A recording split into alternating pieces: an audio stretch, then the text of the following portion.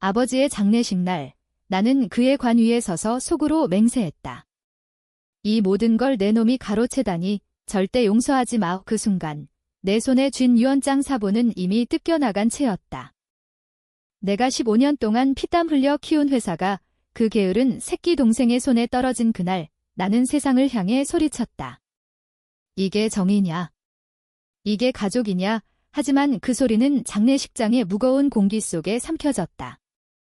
그리고 그날 밤 나는 칼을 들었다. 아니, 아직은 아니었다. 하지만 그 칼날이 내 심장을 먼저 베어버린 건 사실이었다. 서울의 겨울은 항상 차갑고 잔인했다. 2010년 아버지가 돌아가신 그 해의 12월 눈이 쏟아지던 날이었다.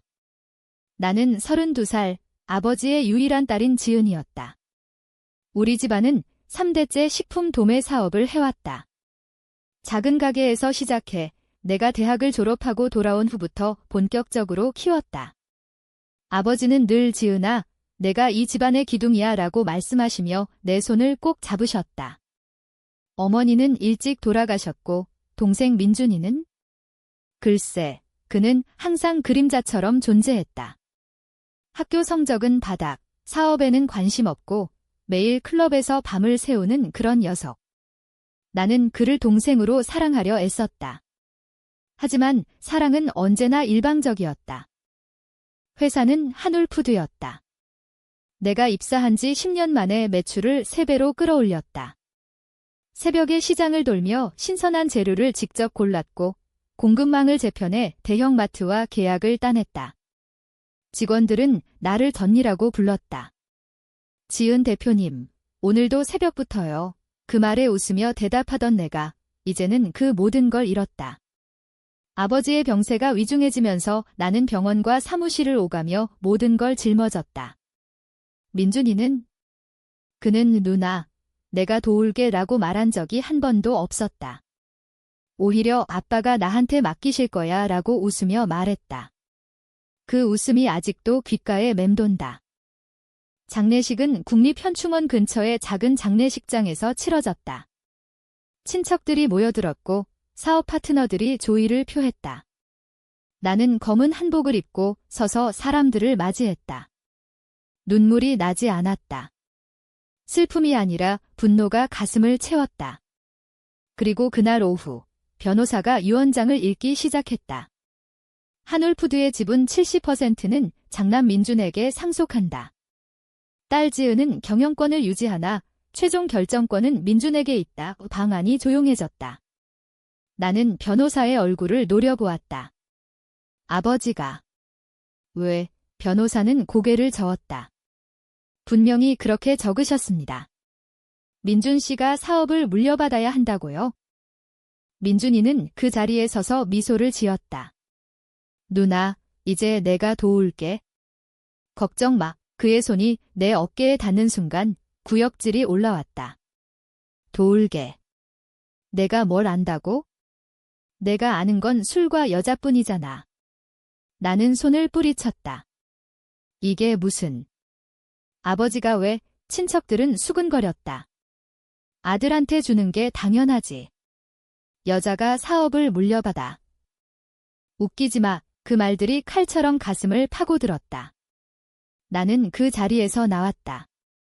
눈보라 속으로. 집으로 돌아온 나는 아버지의 서재에 앉아 유언장 사본을 다시 읽었다. 아버지의 필체가 떨리고 있었다. 민준이가 변했어. 이제 믿을 만해 변했다. 언제?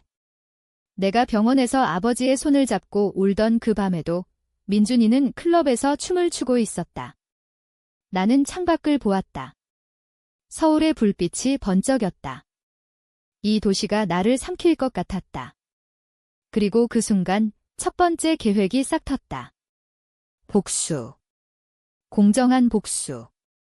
민준이 내가 내 모든 걸 빼앗았듯이 나도 내 모든 걸 빼앗을 거야. 다음 날 아침 나는 회사로 갔다. 직원들이 어색한 인사를 했다. 대표님, 나는 미소를 지었다. 아직 경영권은 내 손에 있었다. 민준이는 아직 오지 않았다. 나는 회의실에 모인 팀에게 말했다. 오늘부터 새로운 프로젝트를 시작합니다. 민준이 형님이 오실 때까지 우리는 더 강해져야 해요. 그들은 고개를 끄덕였다. 하지만 내 속마음은 달랐다. 이 프로젝트는 민준이를 무너뜨리기 위한 함정이었다. 나는 밤새워 자료를 뒤적였다. 민준이의 약점, 그의 클럽 생활, 빚, 숨겨진 관계들. 모든 게 드러났다. 민준이는 오후 늦게 나타났다. 화려한 양복을 입고 머리는 헝클어져 있었다. 누나, 미안. 교통이 막혀서 거짓말. 그의 눈 밑 다크서클이 밤샘의 증거였다. 나는 차를 한 잔 따라주었다. 환영해, 동생. 이제 내가 주인이야. 그는 웃었다. 그래, 누나. 같이 잘 해보자. 그날 우리는 첫 미팅을 했다. 나는 일부러 작은 실수를 유도했다. 공급계약서에 날짜를 잘못 적어 파트너가 화를 냈다. 민준이는 당황했다. 이게 뭐야? 나는 어깨를 으쓱했다. 처음이니까. 천천히 배워. 그의 얼굴이 붉어졌다. 그 주 내내 나는 민준이를 관찰했다. 그는 회사를 장난감처럼 다뤘다. 직원들을 불러 모아 파티를 열자고 했고 비용을 마구 썼다. 나는 속으로 웃었다. 내가 스스로 무너지는 걸 도와줄게. 하지만 동시에 가슴이 아팠다. 이게 가족인가? 아버지의 선택이 왜 그랬을까? 나는 어머니의 사진을 보며 물었다. 엄마, 내가 잘못된 걸까요? 대답은 없었다. 대신 밤마다 악몽이 왔다. 아버지의 관이 열리고 민준이가 웃으며 내 목을 조르는 꿈. 한 달이 지났다. 회사 매출이 떨어지기 시작했다. 민준이의 실수 때문이었다. 그는 공급업체와 싸웠고 직원 하나가 그만뒀다. 나는 조용히 개입했다. 민준아, 내가 도와줄게. 그는 의지했다. 누나, 고마워. 그 순간 나는 칼을 더 깊이 꽂았다. 그의 신뢰를 이용해 회사의 비밀 계좌를 조작했다. 아주 미세하게. 세금 회피, 그게 첫 번째 함정이었다. 국세청이 문을 두드릴 날이 멀지 않았다. 겨울이 깊어지던 어느 날 민준이가 나를 불렀다. 누나, 나 피곤해. 그의 눈에 눈물이 고였다. 나는 안아주었다. 괜찮아, 동생. 우리가 같이 이겨내자. 하지만 내 안에서는 증오가 타오르고 있었다. 이 눈물이 진심일까? 아니, 내 눈물은 내가 만든 감옥의 문일 뿐이야. 나는 속으로 중얼거렸다. 곧 내가 울게 될 거야. 민준이의 첫 번째 큰 실수는 봄에 왔다. 3월, 벚꽃이 피던 날, 그는 대형 계약을 날려버렸다. 일본 수출 파트너와의 미팅에서 그는 술에 취해 늦었고 제안을 거절했다. 우리가 왜 일본 놈들한테 굴복해? 그 말에 파트너는 화를 내며 떠났다. 회사의 손실이 5억 원. 누나는 그날 사무실에서 소리쳤다. 민준아, 이게 무슨 짓이야? 그는 고개를 숙였다. 미안해, 누나. 다음에 잘할게요. 하지만 그의 눈빛은 후회라기보단 짜증이었다. 나는 그날 밤 옛 친구 은지를 만났다. 은지는 기자였다. 프리랜서로 일하며 재벌 스캔들을 파헤치는 그녀에게 나는 모든 걸 털어놨다. 민준이가 아버지의 유언으로 회사를 가로챘어. 은지는 담배를 피우며 들었다. 그 새끼 여전하네. 예전부터 클럽에서 돈을 날리는 거 알았어. 그녀의 말에 나는 물었다. 도와줄 수 있어. 은지는 웃었다. 기사 하나. 그럼 민준이 끝장이야. 나는 고개를 저었다. 아직 아니야. 증거가 더 필요해. 집으로 돌아온 나는 민준이의 방을 뒤졌다. 그의 컴퓨터에 비밀번호가 없었다. 바보같이 파일 속에 숨겨진 사진들, 클럽 여자들과의 채팅, 빚장부. 2억 원의 사채. 나는 복사했다. 그리고 은지에게 보냈다. 이걸로 시작해. 하지만 내 이름은 빼의 첫 기사가 나왔다. 한울푸드 새 사장, 야밤 클럽 출입 의혹. 주식은 하락했다. 민준이는 당황했다. 누가 이런 걸. 나는 위로했다. 괜찮아, 동생. 오해일 거야. 하지만 민준이는 변했다. 그는 더 집착하게 됐다. 나를 의심하기 시작했다. 누나, 너 은지랑 아는 사이지? 그의 눈이 날카로웠다. 나는 웃었다. 그냥 옛 친구야. 왜? 그는 더 캐묻지 않았다. 대신 그는 나를 밀어내기 시작했다. 경영 미팅에서 내 의견을 무시하고 직원들에게 이제 내가 결정해라고 했다.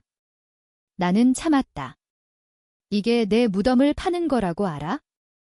여름이 다가왔다. 더위가 사람을 미치게 하듯 내 증오는 더 타올랐다. 나는 새로운 연인을 만났다.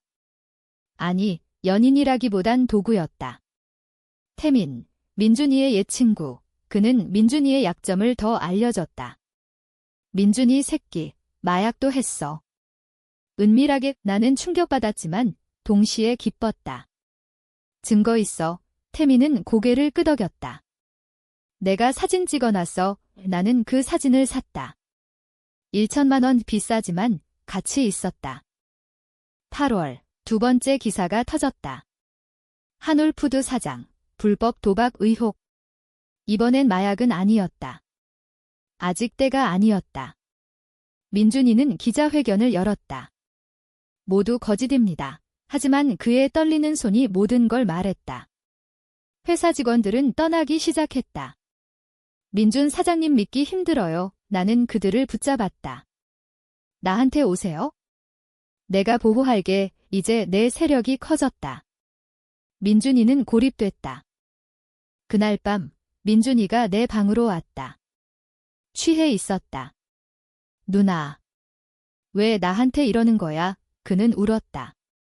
나는 안아주며 속삭였다. 너 때문에 아냐, 동생. 세상이 그래. 그의 머리를 쓰다듬으며 나는 칼을 더 깊이 꽂았다. 내 손에 쥔 USB, 그의 모든 비밀.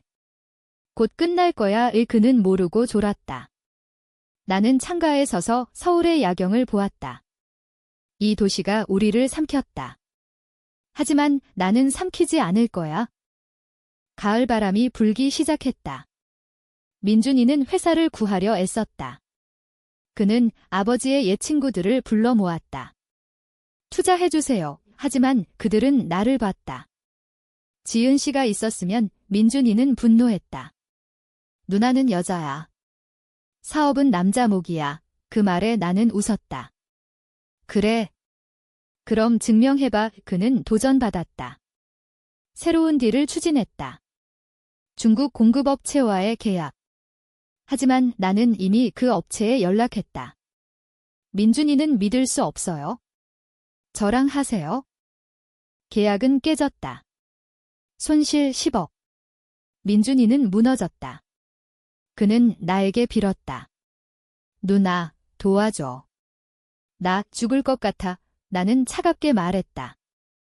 내가 선택한 길이야. 그 순간 그의 눈에 증오가 스쳤다. 너였구나. 나는 인정하지 않았다. 무슨 소리야. 하지만 우리는 알았다. 전쟁이 시작됐다. 민준이의 반격은 예상 외였다. 그는 변호사를 고용해 나를 조사했다. 누나의 재정 기록을 봐이 그는 나의 은행 거래를 파헤쳤다. 다행히 나는 깨끗했다. 모든 건 합법적으로 움직였다. 하지만 그는 멈추지 않았다. 그는 직원들을 매수하려 했다. 지은 누나가 유언을 조작했다고 해 소문이 퍼졌다. 회사 분위기가 어색해졌다. 직원 하나가 나에게 왔다. 대표님, 민준 사장님이 이상해요. 나는 대응했다. 은지에게 전화를 걸었다. 이제 마약 기사 냅 세 번째 폭로. 한울푸드 사장, 불법 약물 의혹. 사진이 첨부됐다. 민준이는 부인했다. 위조야. 하지만 증거는 확실했다. 경찰이 왔다. 조사가 시작됐다. 민준이는 감옥에 갇혔다. 3개월 후 그 기간 동안 나는 회사를 되찾았다. 주주총회에서 투표.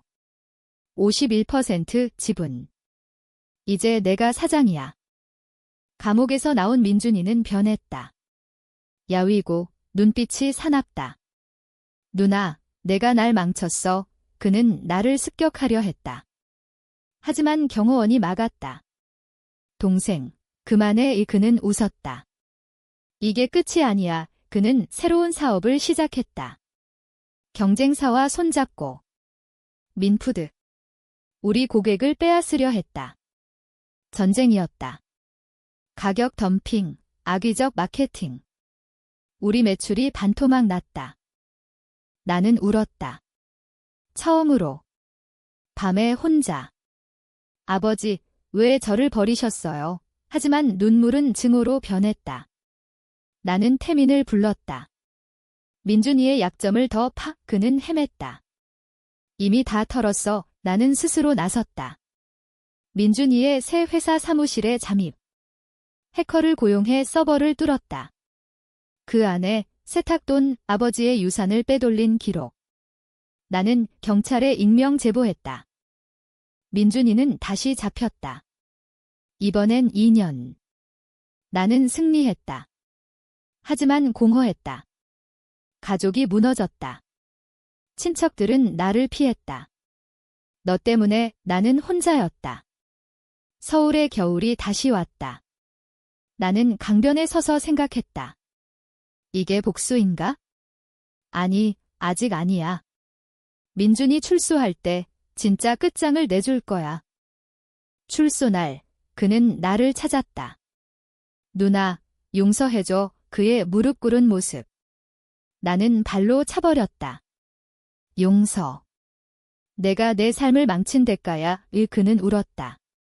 아버지가 나한테 왜 그랬는지 알아. 나도 미워했어. 그의 고백.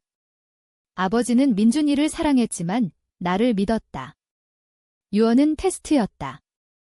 누나가 이기면 모든 게 내 거야. 하지만 민준이는 이해 못했다. 그는 포기했다.